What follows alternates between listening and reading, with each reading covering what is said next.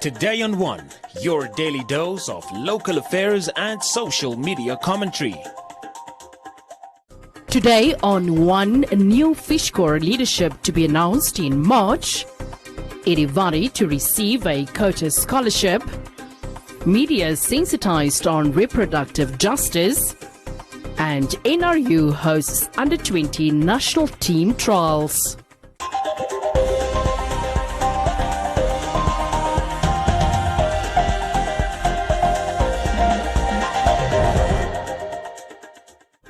The chairman of the temporary board of the National Fishing Corporation, Heinrich Mihe Gaumab II, has announced that the board has made progress in the recruitment process of the new chief executive officer of Fish Corps and that it aims to complete the appointment of the new CEO by March this year. The successful candidate for the position of the new CEO of Fish Corps will inherit a tainted legacy left behind by the former Fish Corps CEO, Mike Ngipunya, who is currently in custody for his alleged involvement in the fish rod corruption scandal. During a recent press conference held in the capital to keep the media and the public up to date with regards to the latest developments on Fish Corps' operations, Today on One asked the chairperson of the temporary board of Fish Corps what some of the qualities are that the board will use to assess and determine the perfect candidate for the position. We are looking for someone with a knowledgeability concerning the fishing industry. We are also looking for someone with a reasonable qualification that speaks to the executive experience that they have. And we are also looking for someone that will be able to strategically execute with the support of the board, come up with a strategic plan, and also in concert with what we call the integrated business plan that the Ministry of Public Enterprise wants in terms of the shareholding, can actually execute those plans with ease. Several key suspects accused of masterminding the fish rod corruption scandal, together with the former Fish Corps CEO, includes the former Justice Minister Saki Shangala and former Fisheries Minister Bernard Esau, as well as former Chairman of the Fish Corps Board, James Atukulipi, who allegedly had a hand in employing Ngipunya, also have strong ties to the ruling party SWAPO. Today on One asked the Chairman of the temporary board whether it would be in the board's favor and interest of the public to consider an apolitical candidate for the position. I cannot define the word apolitical. I don't know what you meant by that, but from my point of view, is about someone who can actually turn around the company and make sure. And I think there is this misconception, actually, to be honest. I think we all belong to one political affiliation or one another. I mean, I also belong to one. But, your task that is bestowed upon you must make you seem that you are, having an independent judgment, yeah, and foresight in terms of the execution of the duties that is been bestowed before you. In a press statement issued to the media, Fish Corps Board states that it will ensure that the process of recruiting the new CEO will be conducted transparently and in accordance to Fish Corps' recruitment and selection policy.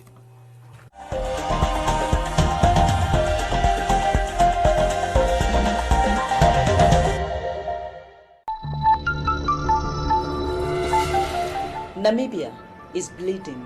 Women and children no longer feel safe in the land of their birth. This is not due to war, but due to gender-based violence perpetrated by mostly men. This call is to our fathers, brothers and sons to unite against gender-based violence. Let us come together and say a big no to gender-based violence.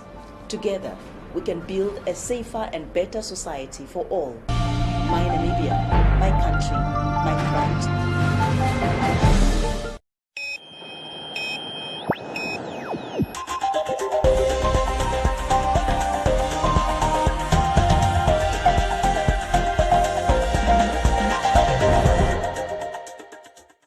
The Student Union of Namibia, SUN, will be providing Luka Samse, better known as Irivari, a fully paid scholarship to attend the prestigious College of the Arts.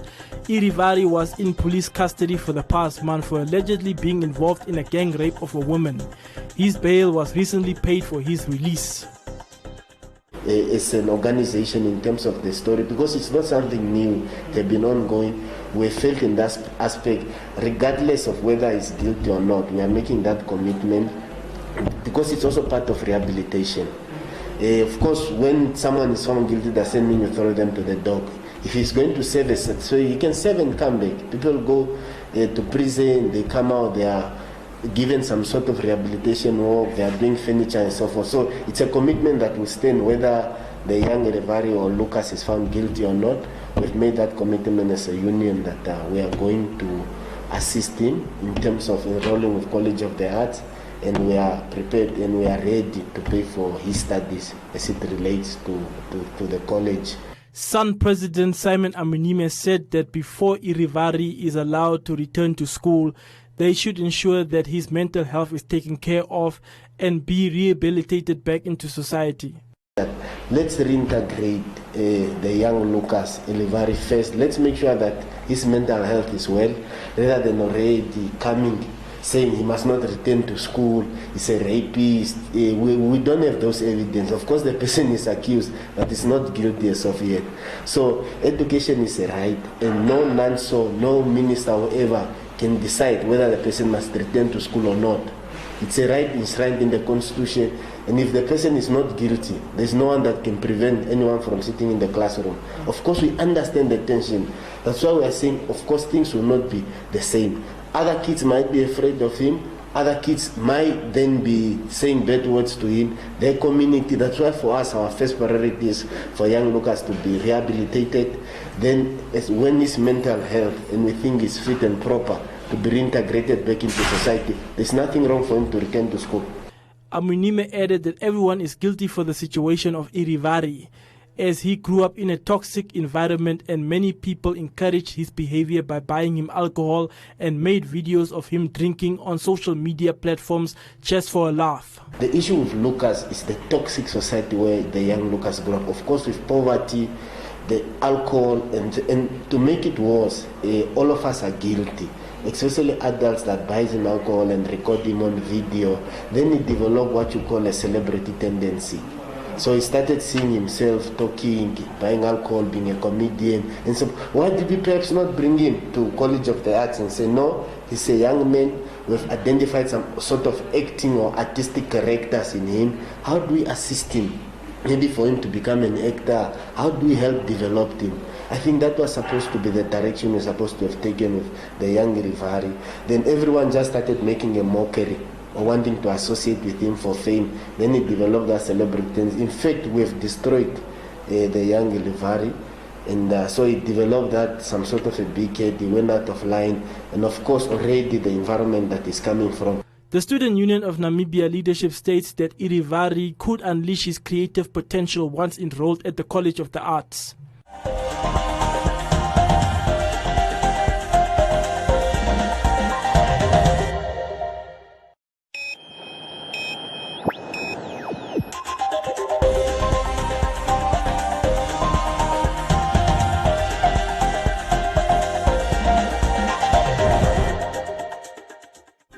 The Voices for Choices and Rights Coalition, together with the Namibia Planned Parenthood Association, held an intersectional reproductive justice and abortion law reform sensitization workshop for journalists, media practitioners and activists in the capital.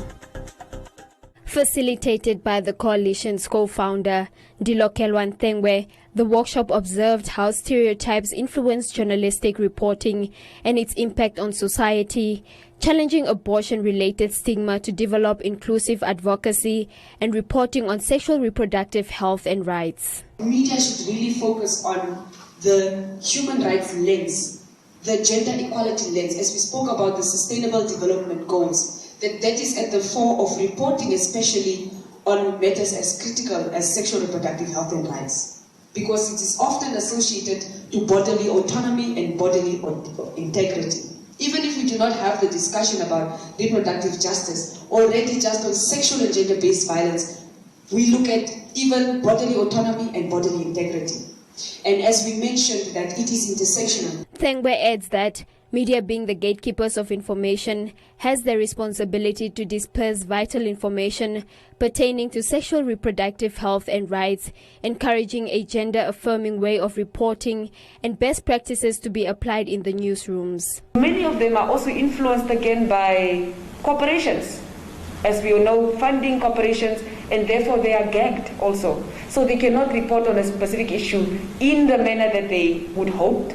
So there is also withholding of information, or that the information is not accurate enough, it is not comprehensive enough, because maybe your corporate or sponsor does not want you to report on this, as it reflects poorly again on their image, etc. And this exists across different countries, across different media houses. So maybe working in tandem with government to really look at policies that would again hold journalists and media houses accountable, that you must be responsible to the public on the information, which is most important, but also then bringing in the lens of human rights, bringing in the lens of gender equality, should you maybe even establish a gender desk, and making sure again that it is inclusive with the language, because again these SRHR concepts, they continue to be spoken about, but not many people internalize them based on their own biases. So you can also have a religious woman that says, you know what, I don't want to know anything about SRHR, but I do know under these different concepts, where is my standing for my rights as a woman, contraceptives, etc. In some households you cannot even mention contraceptives. Now let alone that you have a newspaper that talks about contraceptives, it probably won't even be allowed. And we also know that in many countries, information is withheld, especially from women and gender diverse persons, because it's another form of discrimination. Access to services, access to information, that is all interlinked. The workshop further explored in depth abortion law reform, sexual and gender diverse reproductive health and rights, women's health and women's reproductive health care.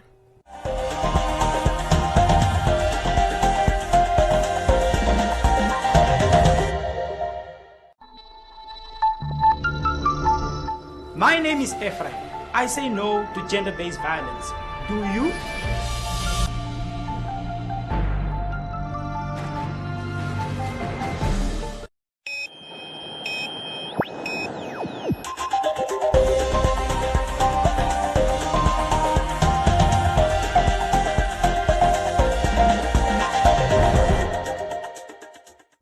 The Namibia Rugby Union recently invited schools and clubs to nominate eligible players that are determined to represent Namibia at the 2021 Rugby Africa's Bates Trophy to take place in Kenya this year.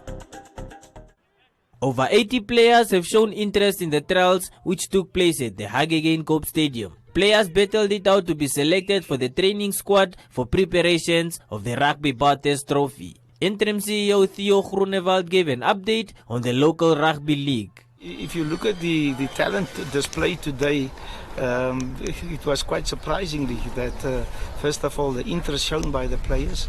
We had 90 players that registered, and you've seen yourself also the quality of the play in the final match today. It was high, and these are our under 20 players, who some of them definitely also will make our squad to the World Cup once we qualify, and we are optimistic that we will have some rugby this year. The local league, we are have decided, our board decided that the league will commence in. We are recommending to our council that the league commences in middle of April, and then obviously the prevailing COVID situation will determine.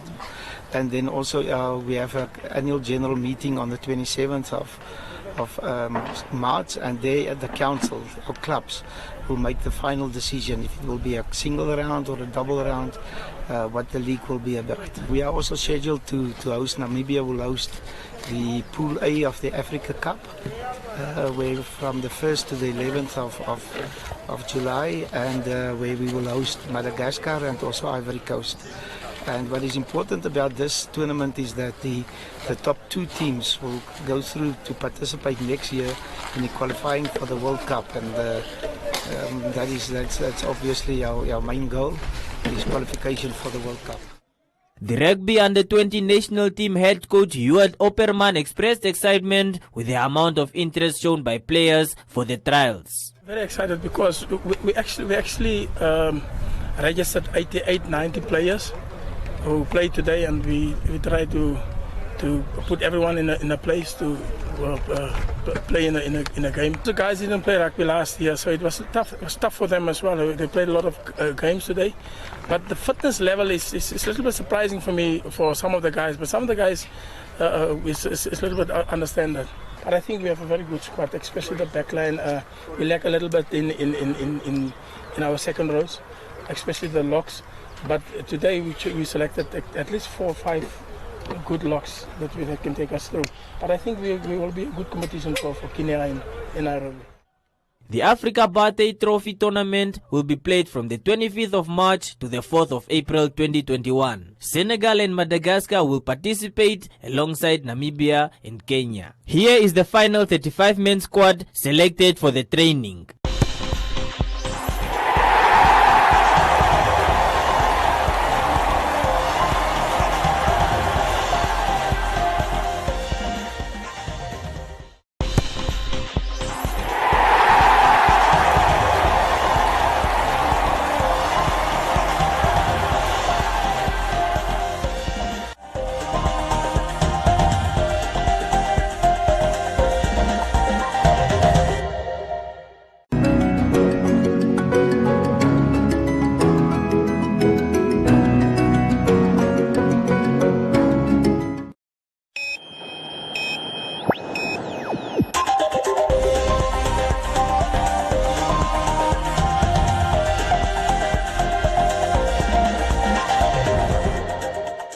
In other leading stories, the City of Windhoek Council has approved the application for the establishment of 6 new townships by the National Housing Enterprise for residential development that will be situated northwest of Windhoek on portion 3 of the Farm Ongos number 38, close to the Havana Township. The main access to the proposed township development is through the Monte Cristo Road and the Western Bypass. The development will comprise 6 new townships with a total of 1,105 urban.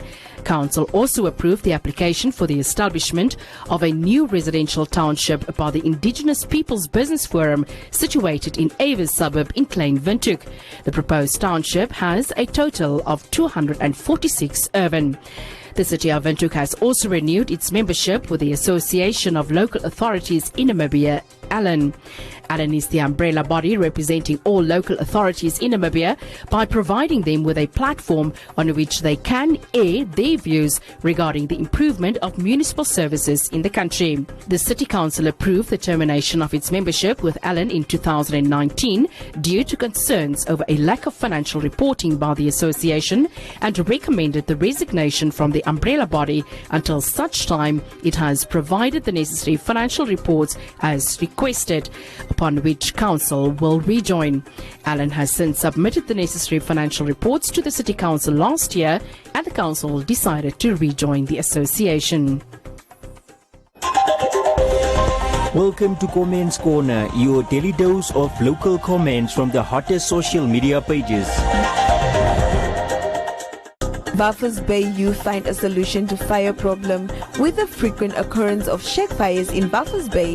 Two aspiring young entrepreneurs that reside in the town have found a possible solution that they believe will curb shack fires in the coastal region. Moses said it's a good initiative but very much costly for those who live in the informal settlement.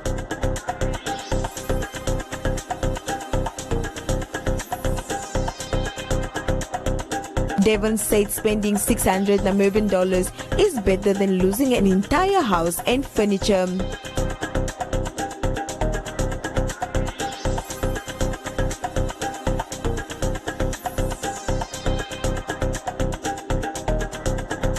Tefalu said that the government must provide land to do away with shacks and have a lasting solution.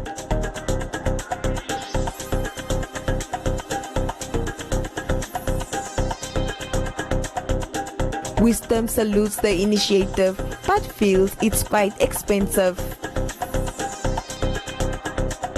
While Ephraim said that it's not the solution to fires, the solution is housing.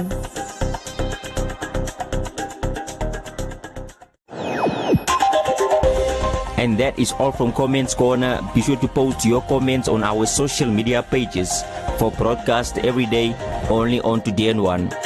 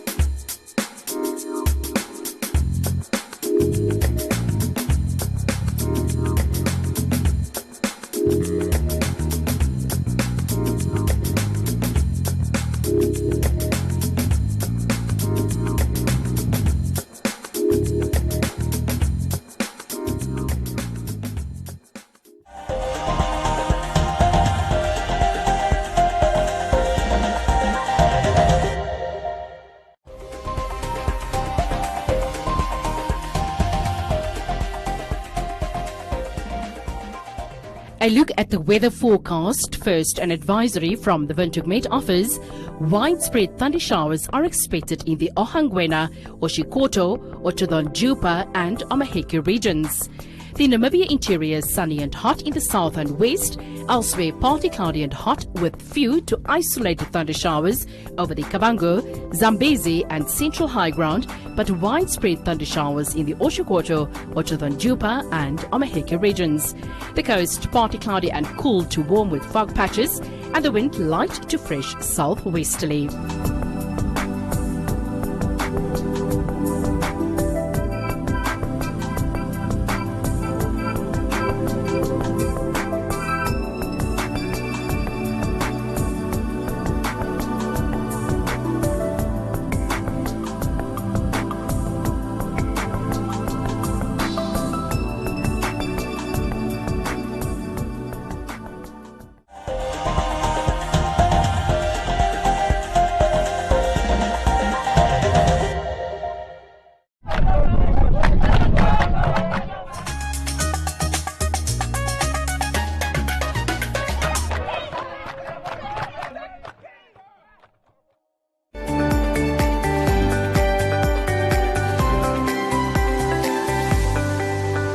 Infinox is an award-winning and market-leading online trading platform. Founded in 2009 with a vision of delivering a customer-focused trading experience, Infinox has been offering its clients premium service in a range of asset classes. They empower traders and help them gain access to markets so they can trade forex, stocks, indices, commodities and futures using their fast, efficient and reliable trading technology. They are committed to providing their clients with outstanding service and offer a dedicated multilingual support team that's available 24 hours a day, 5 days a week. Whether you are a beginner or experienced trader, Infinox provides the relevant tools to help you get started and improve your trading strategies. They offer instant funding options and the ability to withdraw your money swiftly. Today we are speaking to Danny Mawas, the Regional Director of Infinox. Danny, thank you very much for joining us. Please tell us about Infinox and the kind of work that you do.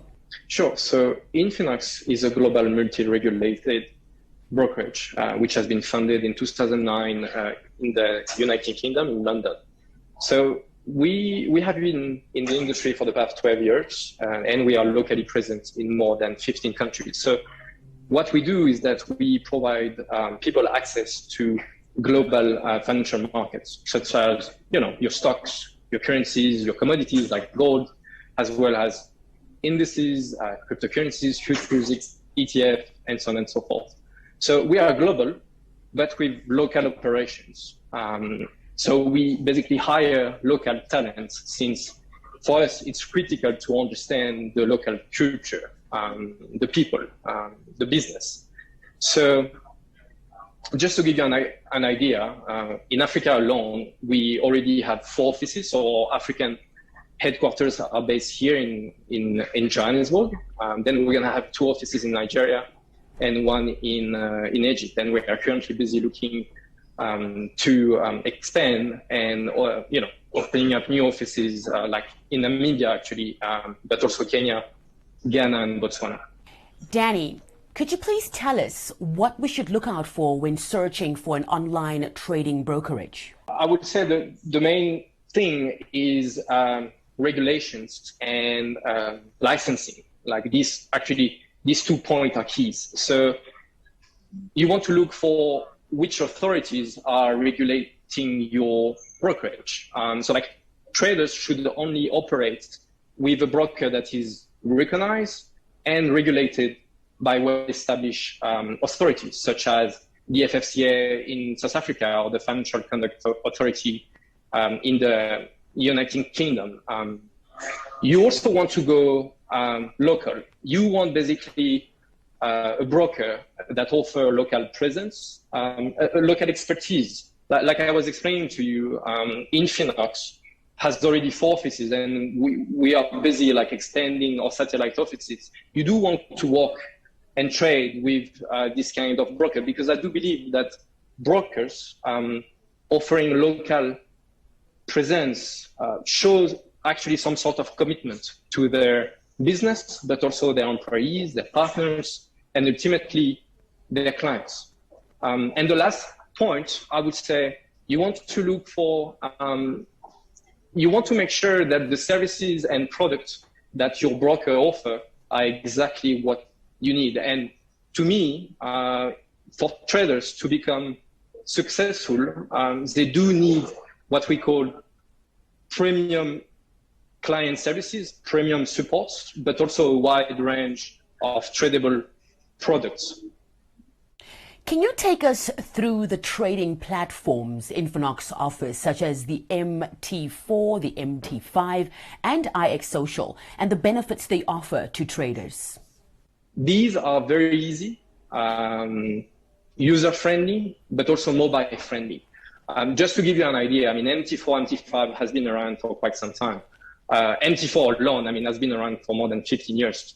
So I can safely say that these 2 platforms, MT4 and MT5, are actually the world's leading platforms, and therefore they are like robust, resilient, and trustworthy. IX Social, however, it's a different story. It's more like a game changer for the industry. It's basically the latest app that Infinox is offering to its clients. And this app basically allows traders to interact with each other. So this app is all about what we call social trading. So via this app, traders can actually copy the best strategy providers from around the world, but also follow the best signal providers, interact with them, and learn from them. And actually, we have been receiving a very good traction from Namibia, but also Africa on this app. This app is totally free. So you can actually, right now, take out your phone, search for IX Social, so IX space social, on your Play Store or App Store, and download it. Just follow the step. You will see it's very easy, super user-friendly.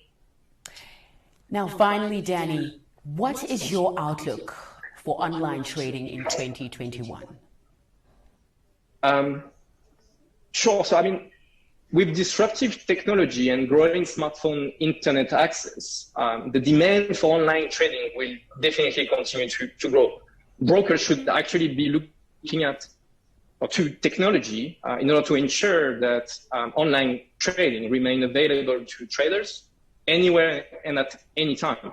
And just to give you an idea, I mean, over the past year, Infinox has been getting like a solid traction from Namibia, but also Africa as a whole, especially thanks to this Ike social app. So I believe that Namibia will soon be playing like a bigger part in this global trading